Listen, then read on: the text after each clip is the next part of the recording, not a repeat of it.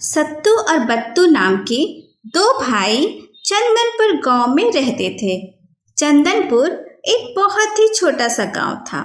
गांव की आबादी ज्यादा नहीं थी। दोनों भाई एक ही छत के नीचे रहते थे। दोनों का विवाह हो चुका था। अभी कुछ दिन पहले ही उनके पिता की मृत्यु हुई थी। जब तक पिता जिंदा थे तब तक तो सारा परिवार मिलजुल कर रहता था, परंतु जैसे ही पिता की मृत्यु हुई, बड़े भाई सत्तू और उसकी पत्नी के रंग बदलने लगे। बड़ा भाई कुछ तेज तर्रार किस्म का आदमी था। वह बात बात पर अपने बड़े होने का फायदा उठाने लगा। छोटा भाई पत्तू बहुत ही सीधा साधा था।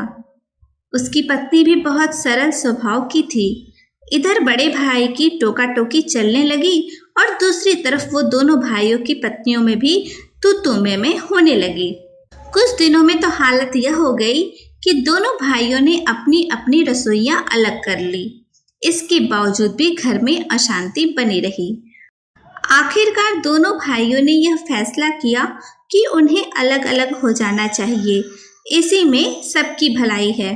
साथ में यह भी तय कर लिया गया कि जमीन, मकान और सारे सामान सबका बराबर बराबर बंटवारा कर लिया जाए। बड़े भाई सत्तू ने कहा, छोटे, मुझे लगता है कि बंटवारा सही से हो। इसके लिए हमें गांव के मुखिया से मिलना चाहिए। वही हम दोनों का सही फैसला कर सकते हैं, जिससे कि कल को कोई परेशानी ना हो। बत्तू बोला, भैया आप बिल्कुल ठीक बात कर रहे हो। तो ठीक है, मैं कल दोपहर को मुखिया जी को घर पर बुलाता हूँ। पूरे परिवार के सामने ही बंटवारा कर दिया जाएगा। बत्तू और उसकी पत्नी को भी यह बात जच गई। अगले दिन सत्तू सुबह ही घर से निकल गया और दोपहर तक मुखिया जी को लेकर वापस लौट आया। तब मुखिया ने कहा, भाई तुम दोनों अपनी पत्नियों को बुला लो। सबके सामने ही बंटवारा हो तो ठीक रहेगा, ताकि कल को कोई ऊंच नीच ना हो। दोनों भाइयों ने अपनी अपनी पत्नियों को बुला लिया। मुखिया जी ने बंटवारा शुरू किया। जमीन तुम दोनों में आधी आधी बांट दी जाएगी। 5 बीघा सत्तू के पास और 5 बीघा बत्तू के पास। मकान भी बहुत बड़ा है, इसके भी 2 हिस्से कर दिए जाएंगे और बाकी का सामान तुम लोगों में आधा आधा बांट दिया जाएगा। तभी सत्तू बोला, मुखिया जी हमारे पास भैंस है जो एक ही है। आंगन में अमरूद का पेड़ है, वह भी एक ही है, और एक कंबल है। इन तीनों चीजों को आधा आधा तो नहीं किया जा सकता। फिर इन तीनों का फैसला कैसे होगा? मुखिया ने कहा, इसका भी समाधान अभी कर देता हूँ।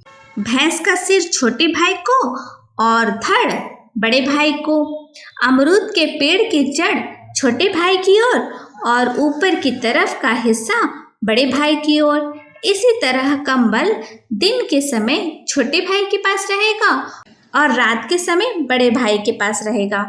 यह सुनकर छोटा भाई हैरान हो गया कि यह किस तरह का बंटवारा है जिसमें इन तीनों चीजों का फायदा सिर्फ बड़े भाई को ही मिल रहा है।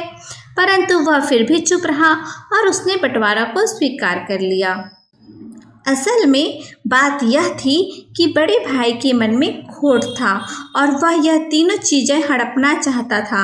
उसने जानबूझकर यह बंटवारा मुखिया से करवाया, क्योंकि वह मुखिया को रिश्वत देकर इस तरह का पक्षपातपूर्ण बंटवारा करवाना चाहता था।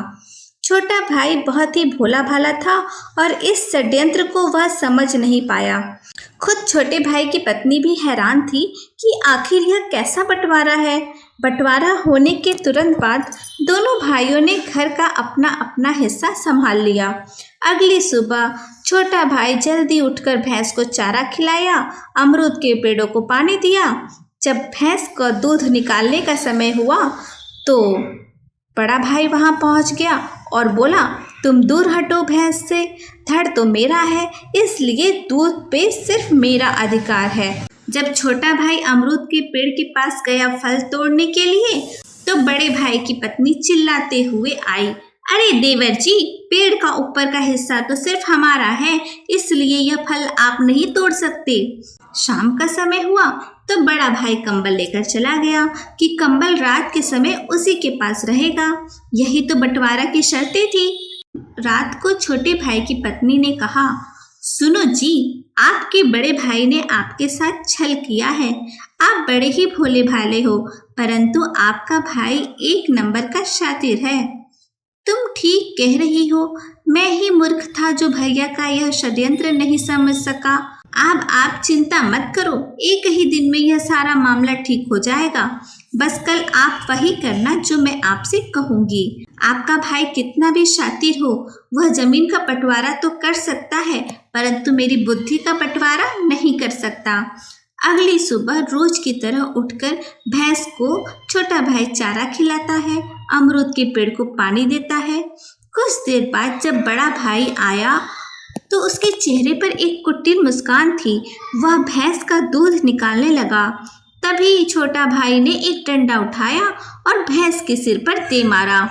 भैंस बिदक गई और उसने दूध नहीं निकालने दिया। तभी बड़े भाई ने चिल्लाते हुए कहा, मूर्ख, क्या कर रहे हो?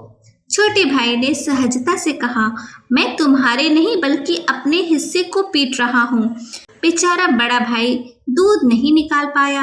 शाम हुई तो छोटे भाई ने कंबल पानी में भिगो दिए और रात को जब बड़ा भाई कंबल लेने के लिए आया तो कंबल पानी से निकालकर छोटे भाई ने बड़े भाई को थमा दिया और कहा, लो, बहुत भारी हो गया है, इसे ठीक से पकड़ लो।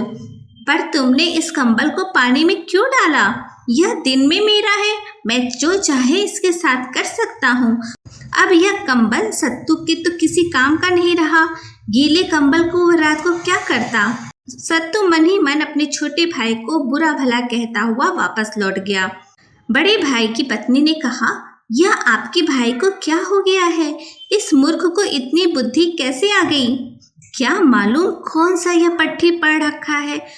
कल सुबह देखते हैं क्या माजरा है। अगली सुबह आंगन से ठक ठक की आवाज आने लगी तो सत्तू और उसकी पत्नी की नींद खुल गई। वह दोनों बाहर निकले तो देखा छोटा भाई कुल्हाड़ी लेकर अमरूद के पेड़ की जड़ को काट रहा था। बड़ा भाई दौड़ा दौड़ा गया और बोला, अरे क्या कर रहा है भाई? अमरूद का पेड़ क्यों काट रहा है? अमरूद की जड़ तो मेरी है ना, मैं इसे पानी से सींचूं या कुल्हाड़ी से काटूं, मेरी मर्जी। तब सत्तू ने कहा कि आखिर तू चाहता क्या है? मैं तो बस एक सही बंटवारा चाहता हूँ जो बिना किसी पक्षपात के हो, वैसा नहीं जैसे तुमने मुखिया को रिश्वत देकर करवाया है। ठीक है, अब हम एक निष्पक्ष बंटवारा करवा लेते हैं। फिर गांव के बड़े बुजुर्गों को बुलाया गया और यह फैसला हुआ कि कंबल और भैंस 24 घंटे तक एक भाई के पास रहेगी और अगले 24 घंटे तक दूसरे भाई के पास रहेगी। अमरूद के पेड़ पर 1 वर्ष तक एक भाई का अधिकार होगा और अगले 1 वर्ष तक दूसरे भाई का अधिकार होगा। इस तरह से पंचायत ने दूध का दूध और पानी का पानी कर दिया। तो दोस्तों, यह थी आज की कहानी। कैसी लगी कमेंट करके जरूर बताइएगा। चैनल पर नए हैं तो चैनल को सब्सक्राइब करिएगा। मिलते हैं अगले वीडियो में, तब तक के लिए धन्यवाद।